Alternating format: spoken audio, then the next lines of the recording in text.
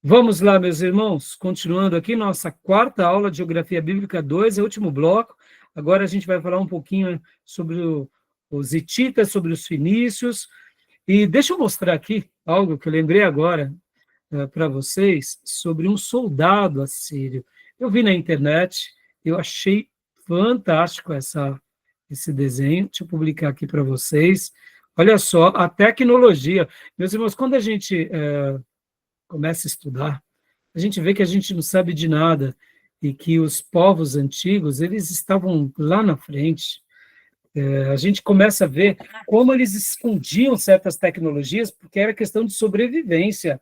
Olha só que interessante. Deixa eu ampliar aqui para vocês. Aqui é um achado arqueológico, ó, tá vendo? Eu peguei isso daqui na internet, tá, irmãos? Para ser mais exato, aqui no Portal Poético, uma página chamada Portal Poético no Face. Eu uso muito pouco o Facebook. Ó, este relevo assírio, que remonta a mais de 3.000 anos, retrata uma técnica de mergulho surpreendente empregada pelos soldados assírios. É o uso de uma bolsa de ar feita de pele de cabra para respirar debaixo d'água. Ou seja, pode ver, está retratando aqui. São vários, ó, os peixes, está mostrando. Essa tática inovadora não reflete apenas a engenhosidade técnica das civilizações antigas, mas também sua capacidade de adaptar-se ao ambiente e às táticas de combate.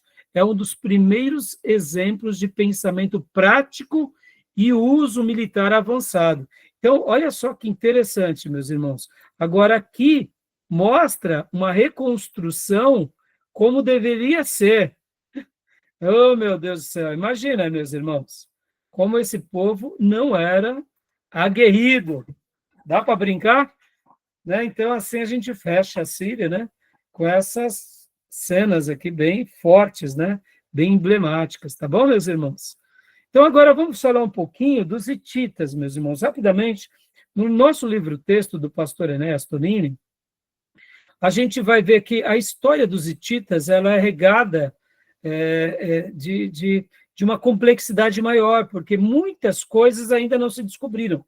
E aí, voltando aqui só para um último comentário, irmãos, muita coisa daqui em diante a gente vai conhecer, ainda mais com o advento da tecnologia, de sondas.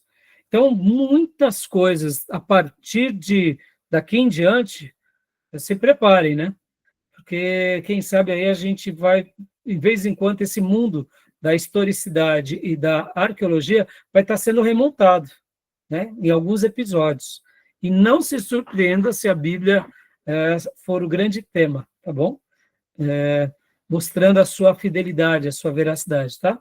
Então, falando um pouco sobre os hitistas, deixa eu compartilhar aqui com vocês o livro-texto, né, do pastor Enéas. Abram no livro de vocês, meus irmãos. O meu livro antigo é página 51, tá? Mas no livro de vocês, eu não me recordo agora qual é a página, mas eu vou dar é logo no início, quando você põe lá, outras religiões próximas à Mesopotâmia. Aí vocês verão, logo na sequência, os hititas e os heteus, tá bom?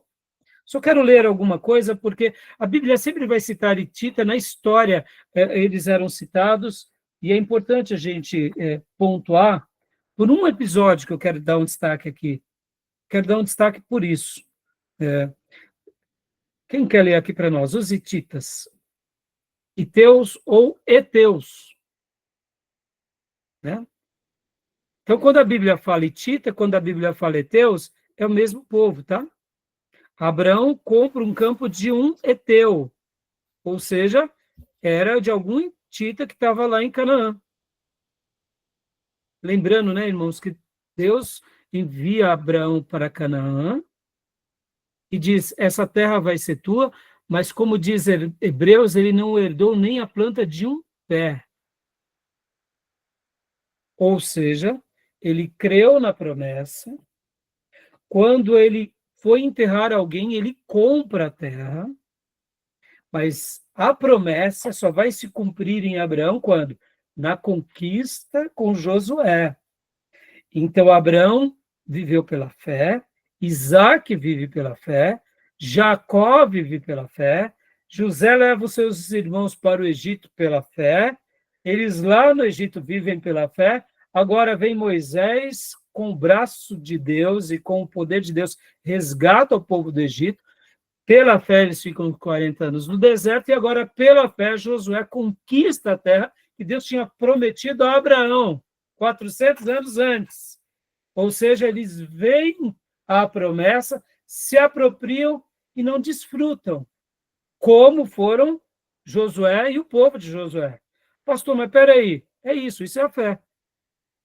Por isso que Abraão e os patriarcas são geniais. Eles herdam pela fé, eles já tomam posse ali pela fé, mas ainda estavam os cananeus e as cidades vizinhas. Tá bom? Então, quem foram os hitistas? Quem quer ler para nós? Eu leio, pastor. Por favor. Hititas, Iteus ou Eteus, povo famoso da antiguidade. Seu império foi sepultado e dormiu por alguns milênios no mais completo esquecimento. Graças aos esforços da arqueologia, o povo hitita ressuscitou, e as pedras e os monumentos contaram a impressionante história desse povo estranho e com um passado tão glorioso. Então, meus irmãos, percebam, quando a Bíblia falava desse povo, mas que povo é esse? Nunca se viu. Mas na história antiga, ali na região da Anatólia, eles eram muito fortes. Essa região ali, a norte, né? Quando a gente pega principalmente aquela região mais voltada, deixa eu até mostrar aqui para vocês mais uma vez, ó. Essa região da Anatólia. Eles eram muito fortes ali. Mas eles também, lembram que a Palestina, o Canaã, naqueles dias, era uma rota comercial? Então, vamos lá, aqui, ó. Então, essa região da Anatólia, segundo os historiadores e arqueólogos, essa região aqui, da Ásia Menor, era uma região que predominava os hititas, mas eles estavam espalhados. Tanto é que Abraão compra um campo, né, em Hebrom, de um heteu. Mas, olha só, por que eu fiz questão de falar aqui sobre os hititas? A gente não vou ler muito, depois vocês acabem lendo aqui o livro-texto, tá bom? Mas eu quero destacar só mais uma fala do nosso livro-texto aqui, porque aqui no Egito, irmãos, vocês já ouviram falar sobre os Ixos, que eram os reis pastores, que os egípcios odiavam. Então, possivelmente, tem uma relação dos hititas com os Ixos, tá bom? Inclusive, por que eu estou fazendo esse... Por isso que eu falo, irmãos, na arqueologia, na história, as coisas vão acontecendo e a gente vai realmente atestando, né? E então, deixa eu só mostrar aqui no livro-texto, de novo para vocês. Vamos lá. Essa informação que está aqui, ó. Quem eram, né? Então, depois vocês leiam. Deixa eu ver. Origem, aqui. Aqui. Leia para nós essa frase, irmã Elisângela, aqui. Esse que Nietzsche afirma, essa parte aqui. Por favor. Que Nietzsche afirma, os hititas eram não semitas. Duncan assevera, não há dúvida de que os Ixos do Egito são o mesmo povo que os hititas, ou um povo intimamente relacionado com eles. Hogarth conclui, a opinião seguinte, porém, pode, em parte, esclarecer o assunto. É possível que alguns governadores e príncipes hititas fossem de origem semita, mas bem identificados com a promoção da cultura hitita, ou que houvesse povos de distinta cultura.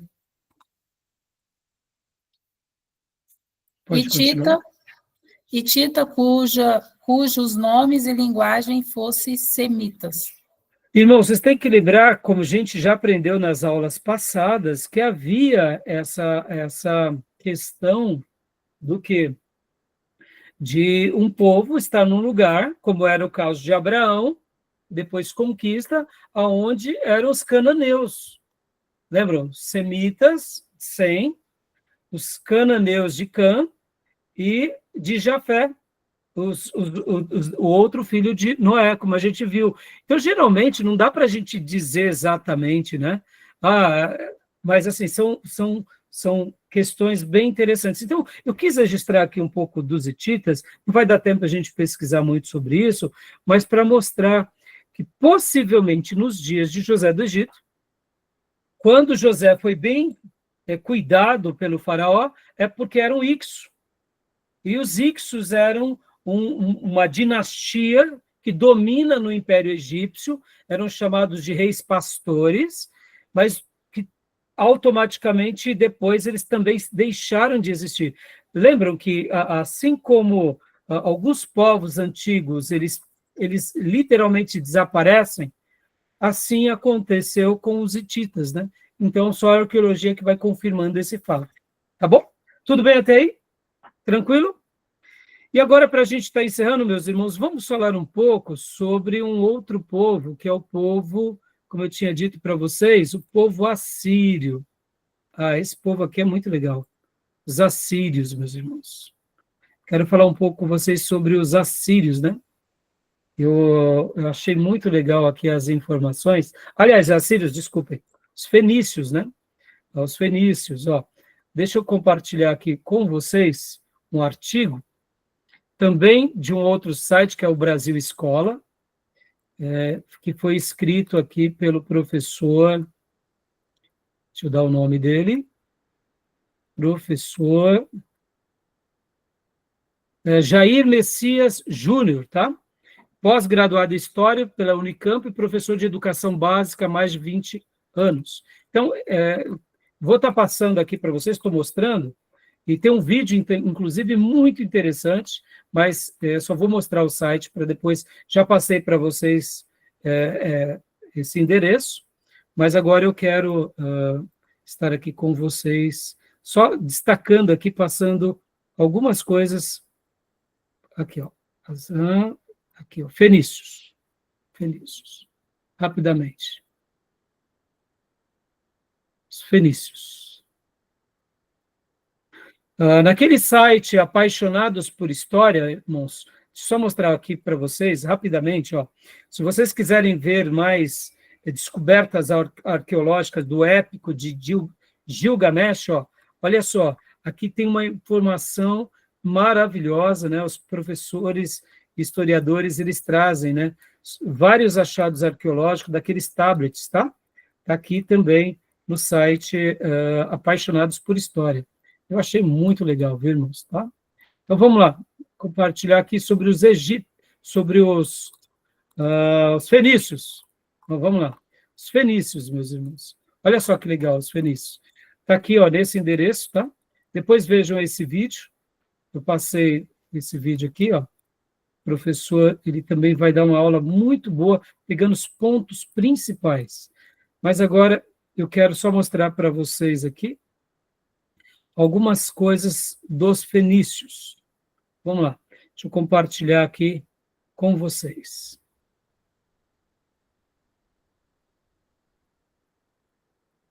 Vamos fazer assim, meus irmãos. Vamos ler rapidamente aqui. Reis, leia para nós, né? Aqui, ó. Os fenícios foram essa parte. Por gentileza.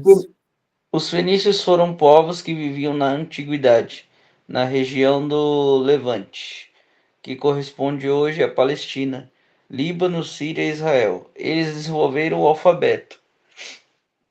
Os fenícios foram os inventores do alfabeto e formaram uma das principais civilizações da antiguidade.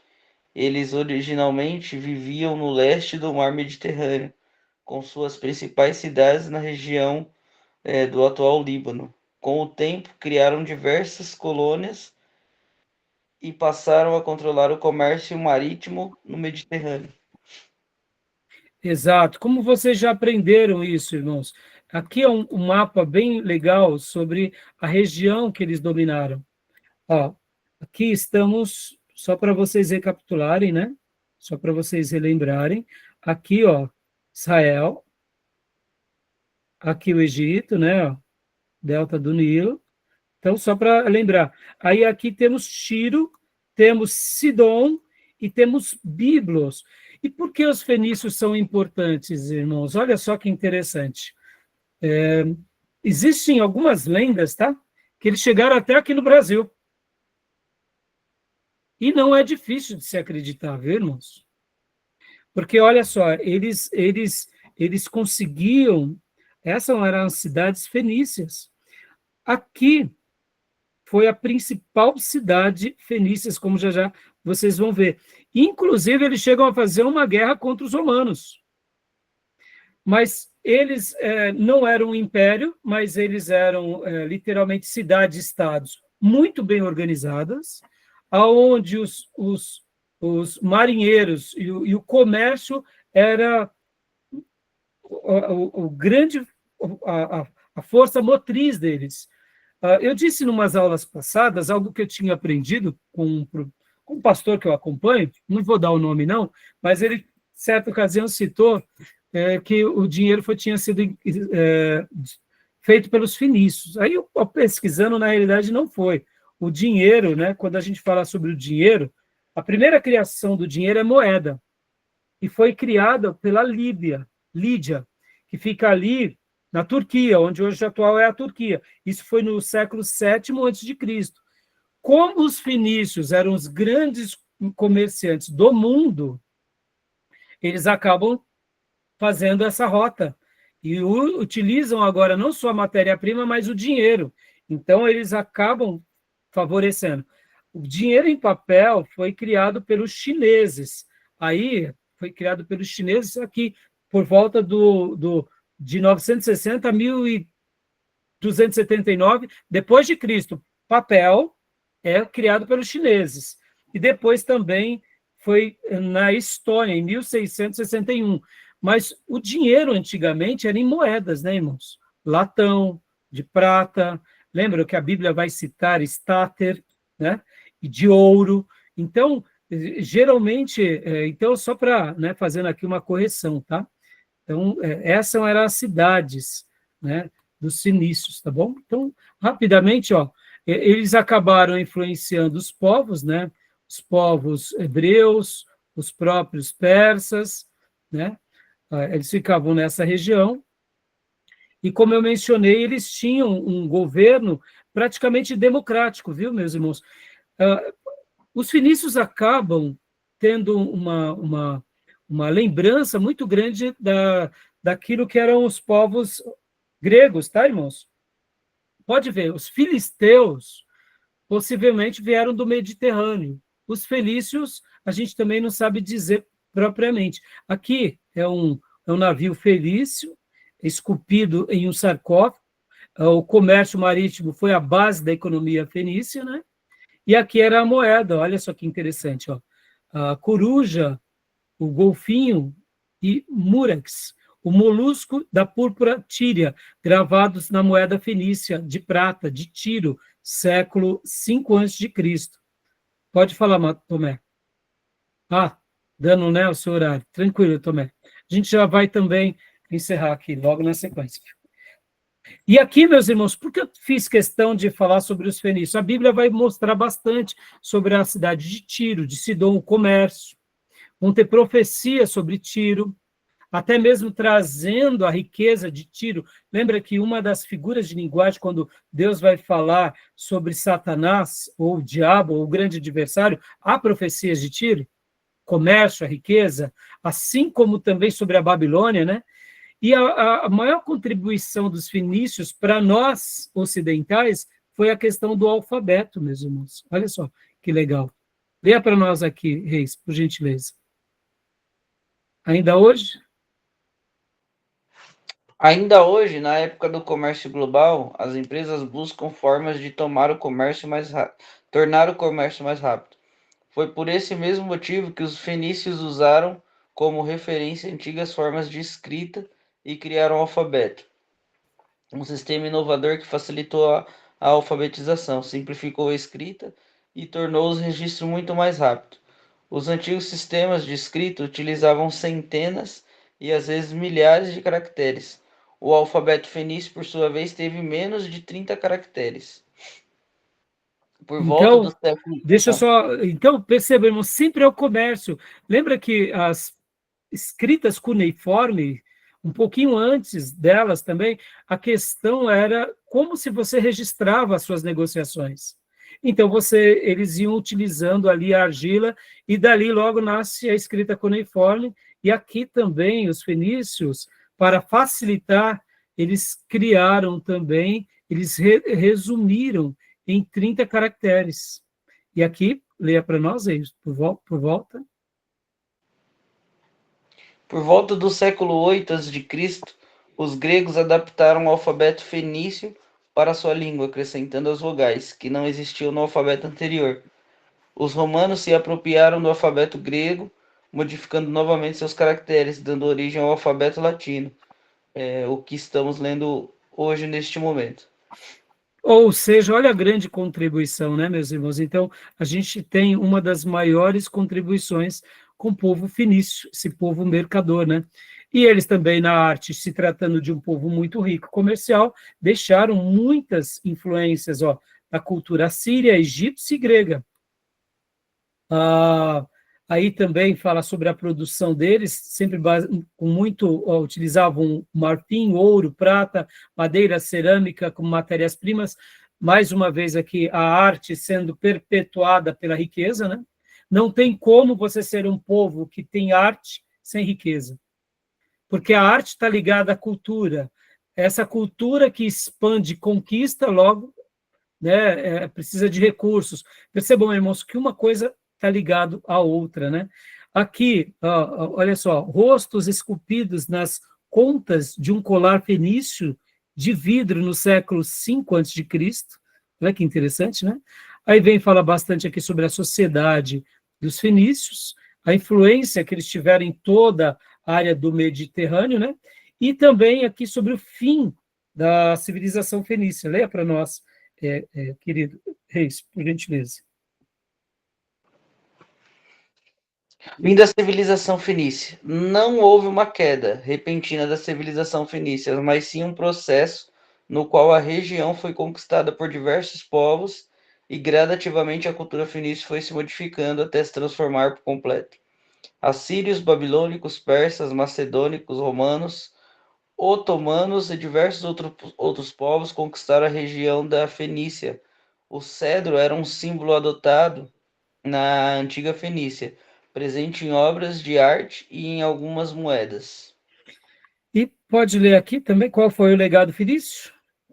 Qual foi o legado dos fenícios? Sem dúvida, o maior legado fenício para a humanidade foi o sistema alfabético de escrita utilizado hoje pela maior parte dos países. No Líbano, o legado fenício também é visível, a começar pela bandeira adotada pelo país, na qual um cedro do Líbano verde ocupa o centro.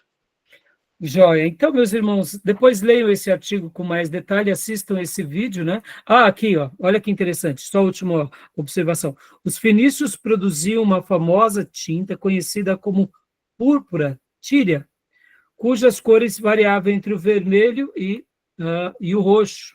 Daí onde se deriva, inclusive, um dos nomes também da Fenícia.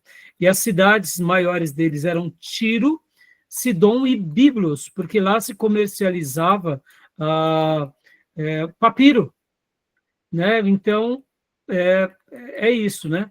E era uma cidade de mercadores. Tá bom, meus irmãos? Beleza, meus irmãos? Né, aqui esse resumo é bem legal. Ó, os fenícios foram um povo da antiguidade e a sua principal atividade econômica foi o comércio marítimo, a produção de tinta, de objetos ornamentais, a mineração e a construção naval também foram atividades praticadas pelos fenícios. Vocês têm que lembrar, meus irmãos, que nos dias de Salomão, olha como Deus é, né? Salomão quis construir barcos, ele até constrói, mas eles naufragam. Nos dias de Salomão, Deus não permitiu com que Israel fosse expansionista, no sentido de conquistas bélicas, viu? Mas esse povo, na providência divina, foram um povo que, né, eles vão para longe, entendeu?